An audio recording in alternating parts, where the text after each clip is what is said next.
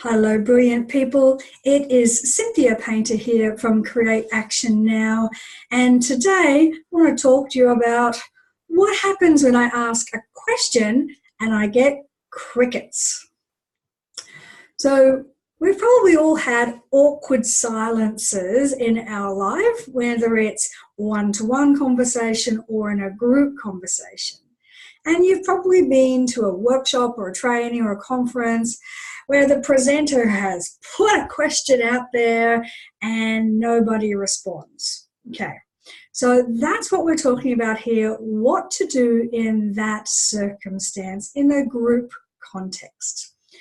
Okay, now this is important because, look, it'll happen to everyone. It happens to the best of us, right? So the first thing I want you to think about is it's A-OK. Right? So the first thing is stay calm, don't panic, it's all A-OK. Don't read into it that anything more than what it is. Don't sit there and go, oh my God, they hate me, I've made this big stuff up. Stay calm, right? And that'll allow you to be able to put in some strategies to change it. The second thing, and maybe it's a little pre this, but check in, what's your purpose of the question? I'd almost say pick your battles when it comes to questions. See, sometimes we ask a question just because we think it's a clever question, or we ask a question just because we're on a roll, and the audience may not be ready for that question yet, or the type of question that you're asking really isn't conducive to an open format. You might ask something that's quite vulnerable that people might not feel appropriate answering in front of everybody else. So a really good strategy then is to pick your question and give them the appropriate strategy to answer that question. So it could be, instead of a big, wide, public question, it could be do a pair share. Okay, so share with the person next to you and discuss the question, and then have them share back, pick some people to share back from there. It could be have a group discussion on it and then hear from each table. So do you think, what is your purpose for the question? And what's the right format for asking that question? Is it open format? Is it more of an activity base that really should be done? Okay, the next thing, when you've actually stood there and asked the question and you're getting crickets, that noise of nothing, breathe and give it time. So number 3, give it time. Sometimes that time in our head is a lot longer than what it actually is in real life. So we've asked a question and we're not hearing anything and we're thinking, oh God, this is going on forever, and it may not. You may actually just need to give people time to reflect on it. And that's okay, right? It slows everything down, gives people a chance to breathe, to digest. Remember, they've got to take that in, they've got to process it, then they've got to work out what they want to say, and then they want to be able to share it. So do it that way. The next one is to be able to tell a joke. Now, I don't mean, why did the chicken cross the road?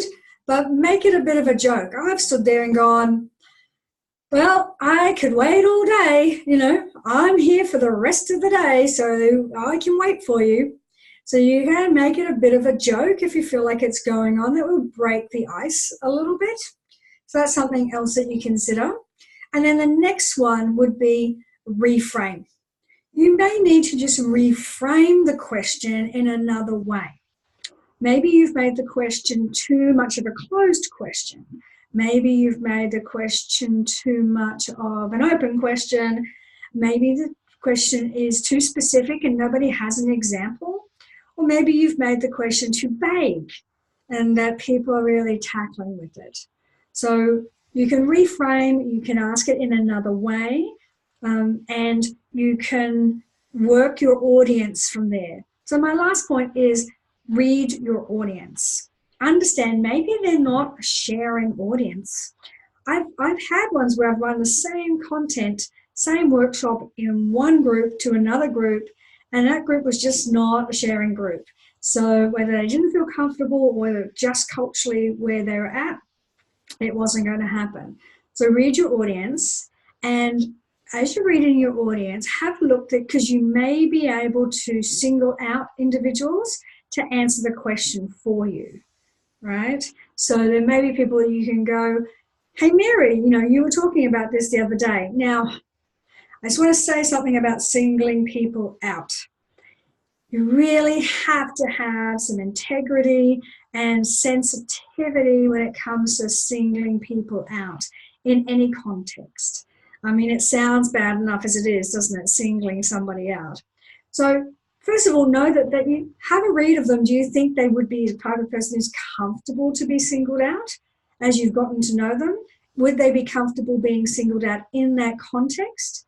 And would they have something appropriate to say? I've certainly been on the other end, and I'm sure you have as well, where someone's gone, hey, Cynthia, what do you think about that?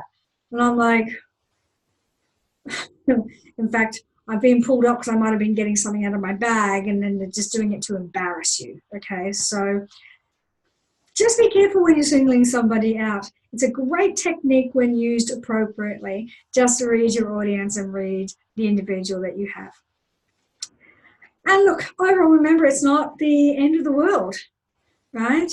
Ask a question, reset, breathe, check the type of question, and then move on. It's okay. If you make it a massive deal, you're going to make your audience feel really uncomfortable, and then you're going to have to reconnect and re-engage with them.